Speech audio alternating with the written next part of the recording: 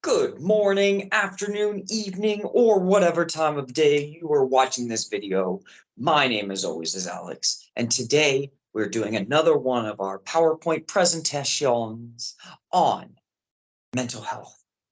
And today we're going to be talking about that oh so troublesome, oh so difficult thing that is letting people in. And I should say, before we go ahead with this, all of this information that I'm using right now has been taken from trackinghappiness.com. So go and support them and etc. I'll leave a link to their information in the description below. Awesome. So what do I mean by letting people in? Well, I'm always telling you that you need to be talking about your feelings.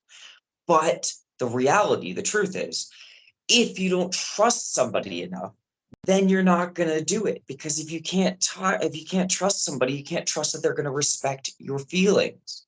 So learning how to trust and learning how to let people in is letting them see you honestly as who you are. Easier said than done, I'm sure. Absolutely. So let's talk about this. So why can't I trust anyone is the question that a lot of people are asking me. Most of us are born wanting to trust those people. We're there, we want to trust people, we want to let them in. But alas, unfortunately, things happen in our lives that let us believe that we can't trust other people. And these things happen. And sometimes these things are betrayal from friends, loved ones, right? Ridicule, being made fun of, heartbreak, that also heartbroken, ripped apart, shattered into a million pieces, right?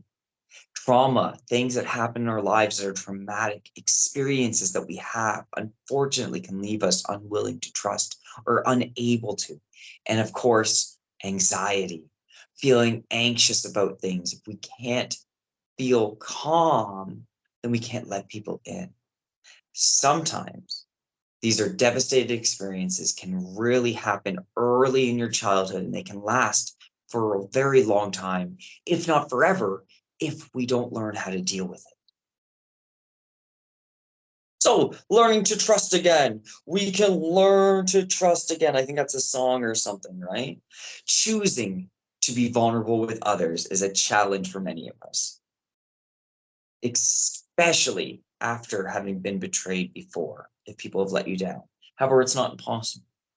Through hard work, you will again learn to trust. Here's a quote by Brené Brown. Very cool. It says, vulnerability is not winning or losing. It's having the courage to show up and be seen when we have no control over the outcome.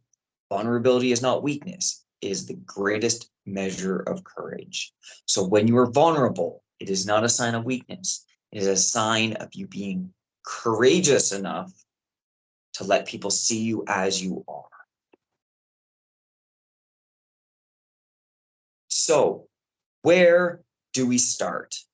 Get it? Because it's a start line. It's super cute. There we go. Start small. Of course, start small. Itty bitty bitty little bits, right? Some people think that trusting others is an all or nothing game where we either let somebody in and know all of our deep, dark secrets, deepest, darkest secrets, deepest, darkest secrets, or we completely cut them out altogether. That's all or nothing thinking. Your boy here had a big bunch of trouble with it. Your pal here had a lot of trouble with that initially, but I've learned to get past that. And you can start small.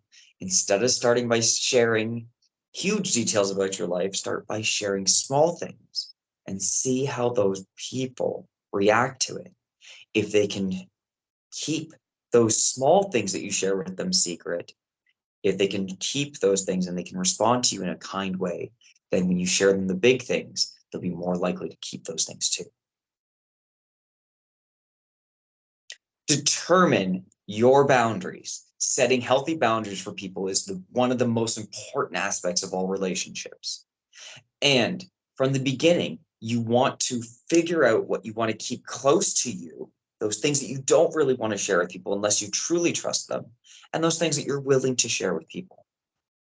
And in the end, we hope to find those friends, those loved ones, those cared people in our lives that can keep those secrets, to keep those safe boundaries.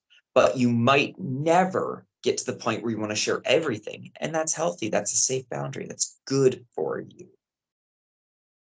Go to therapy if you are having these troublesome thoughts, if you are not able to trust people, if you're not able to care about people, if you've experienced trauma, heartbreak, those deep cutted wounds in your life. Go to therapy. Dr. Dave, if you're watching this video, thank you so much for all the help you've given me in my life. And if you find the trusted therapist person in your life, they can change your world, because those people, they will listen without judgment, and they will tell you, they will help you discover those things that you can use. They can also help you figure out where to set up those healthy boundaries. They can be a sounding board. You can talk to them and they will help you through this. Go to therapy. It's wonderful. Be honest. Telling your friends that it's hard for you to open up can be one of the most strongest, most powerful things that you can do. But also, you need to be honest with yourself. Are these people the people that I want to share these things with? Are these people the people I want to share my life with? And if they're not, then you have to make that difficult decision to kind of keep cutting them out of your life, because sometimes that's the healthiest thing you can do. But if they are the people that you want to be able to share your life with, then you got to go through the process of starting small and working your way up from there. Be honest with yourself and others. See, this is an interesting one. So I changed this one up from the people that I got this information from. Forgive those who hurt you. You don't have to forgive the people who hurt you. You don't. Absolutely not. It can be good, it can be powerful, but you don't have to forgive those people. But what you should do is forgive yourself for being hurt by those people. Forgive yourself. We're not perfect. We're going to let people hurt us sometimes, but you have to forgive yourself for that. There's a quote that I love. It's one of my favorite quotes. It says, holding on to anger is like drinking poison and expecting the other person to die. What that means is that when we hold on to anger about somebody, they have no idea. They're just living their life without it. But you're holding on to that anger, and the only person that anger hurts is yourself. So let go of that anger. Forgive yourself for being hurt. And if you need help with that, of course, as I'm always going to say, in the end, if you need help, talk to those caring, trusting adults in your life. If you need help, let me know, and I will be there to help you. But remember, choosing to open up and let people in after you've been hurt is absolutely worth the risk. But you need to take baby steps. You got to dip your toe in the water. You can't start off all extremely in. Baby steps, small things, and you'll get there. We'll get there. Amazing. Always remember, I love you all. You're all fantastic. If you need help, let me know. I can find that help for you. Thank you so much for watching this video.